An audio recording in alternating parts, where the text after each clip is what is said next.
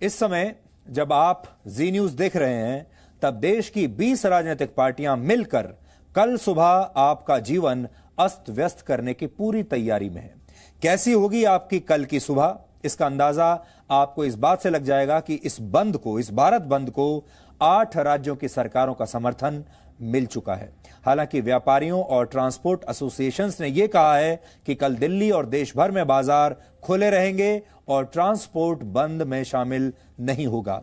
भारत बंद का समर्थन करने वाले नेताओं का यह दावा है कि सुबह 11 बजे से 3 बजे तक चक्का जाम किया जाएगा और कल दिल्ली में दूध, फल और सब्जियां जैसे जरूरी सामान भी नहीं पहुंचेंगे। अब बड़ा सवाल यह है कि किसी का रास्ता रोकने से, किसी का शटर डाउन करने से, चक्का जाम कर देने से, किसी के घर में दूध पहुंचने से रोक देने से, सब्जियां रोक देने से, जरूरी सामान रोक देने से, दफ्तरों और दुकानों को बंद करा देने से कैसा विरोध प्रदर्शन होगा? इससे किसका फायदा होगा?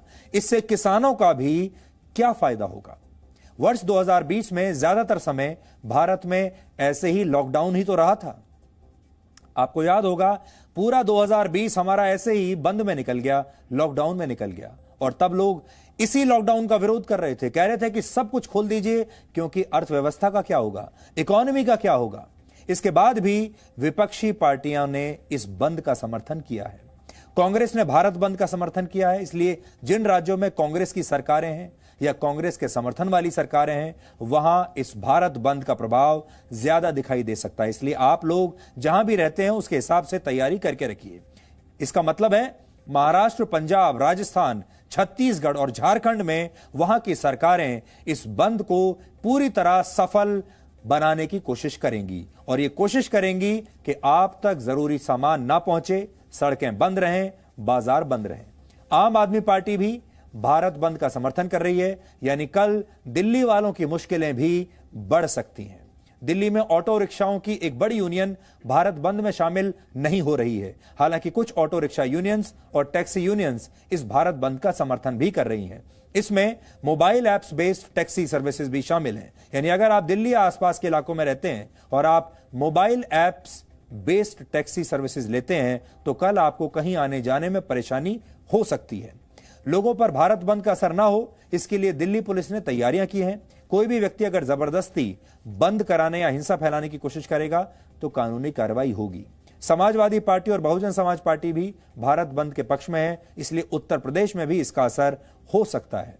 आरजेडी और लेफ्ट पार्टियां भारत बंद के साथ हैं, इसलिए बिहार में भी कल आम लोगों को दिक्कत हो सकती है। भारत बंद को टीआरएस यानी तेलंगाना राष्ट्रीय समिति का भी समर्थन है, इसलिए वहां भी इसका असर दिखाई दे सकता है। तमिलनाडु में विपक्षी पार्टियां बंद के पक्ष में हैं, इसलिए वहां पर भी इसका कुछ असर हो सकता है। देश में किसानों की संख्या लगभग 15 से 16 करोड़ है, लेकिन इनके नाम पर राजनीति करने वाले नेता कल भारत बंद करके देश के 135 करोड़ लोगों को बंधक बनाने की कोशिश करेंगे। एक दिन के भारत बंद से लगभग 32,000 करोड़ रुपए का नुकसान होता है एक एस्टिमेट के मुताबिक। हालांकि यह सिर्फ एक अनुमान है और असली आंकड़े इससे कहीं ज्यादा हो सकते हैं। एक अनुमान के मुताबिक है ये 32,000 करोड़ रुपए का नुकसान एक दिन के भारत बंद से होता है। अब आप ये समझ लीजिए कि ये 32,000 करोड़ का जो नुकसान होगा ये किसके जेब से जाएगा, ये किसका नुकसान होगा।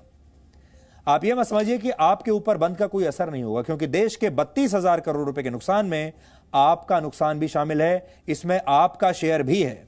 भारत में लगभग 20 करोड़ परिवार हैं और अगर हम 32,000 करोड़ रुपए को इन 20 करोड़ परिवारों से बांट दें तो हर एक परिवार को औसतन 1600 रुपए का नुकसान होगा और 1600 रुपए कमाने में भारत के किसानों को लगभग 8 दिन लग जाते हैं। अगर हम औसत आय हमारे देश में किसानों की देखें तो यानी एक दिन में 1600 रुपए का नुकसान एक आम भारतीय परिवार को उठाना पड़ेगा और यह पैसा किसी भी नेता की जेब से नहीं जाएगा, किसी भी राजनीतिक पार्टी के खजाने से नहीं जाएगा।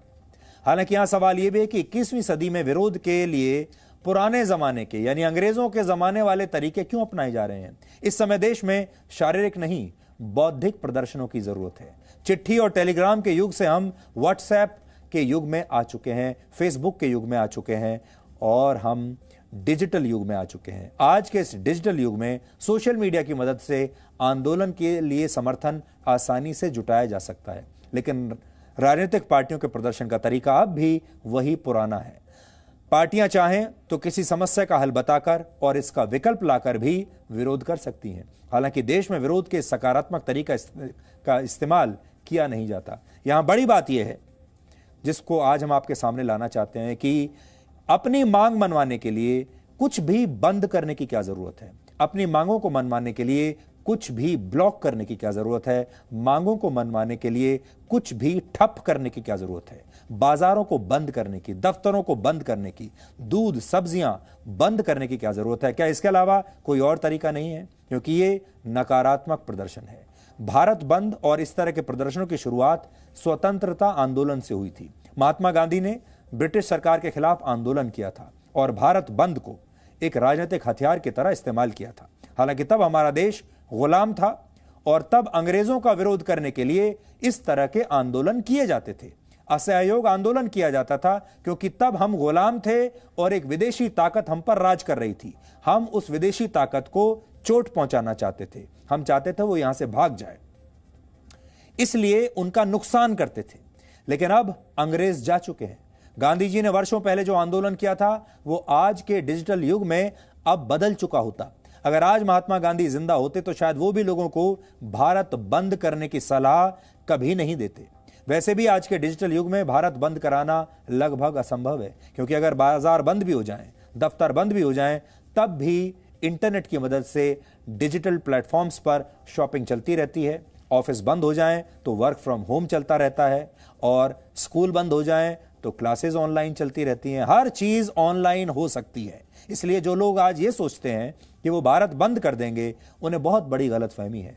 संभव है कि कल कुछ सड़कों और बाजारों को बंद करा दिया जाए और उसी में लोगों को ये संतुष्टि मिल जाए कि भारत बंद हो गया। लेकिन सब कुछ बंद भी हो गया तो भी हमारे देश में खाना ऑर्डर करना, बैंक के सारे काम, बस, ट्रेन, प्लेन और कार बुक करना, ये सब काम बंद के बावजूद डिजिटल तरीके से किए जा सकते हैं। तो फिर भारत बंद हो कैसे सकता है? इसलिए आज अगर आप अपने घर, दफ्तर या दुकान, आज हमारा जो आपसे जो कहना है वो ये है कि आपको नए युग के प्रदर्शनों के बारे में सोचना चाहिए। और इसके बारे में आज हम आपसे ये कहना चाहते हैं कि आजकल के जो नेता हैं उन्हें भी ये देखना होगा कि वो कैसे इस तरह का प्रदर्शन कर सकते हैं जिसमें देश के आम लोगों का नुकसान ना हो, व्यापारियों का नुकसान ना हो, और अब कुछ ऐसा करना होगा जिससे कुछ भी ठप ना हो, कुछ भी बंद ना हो।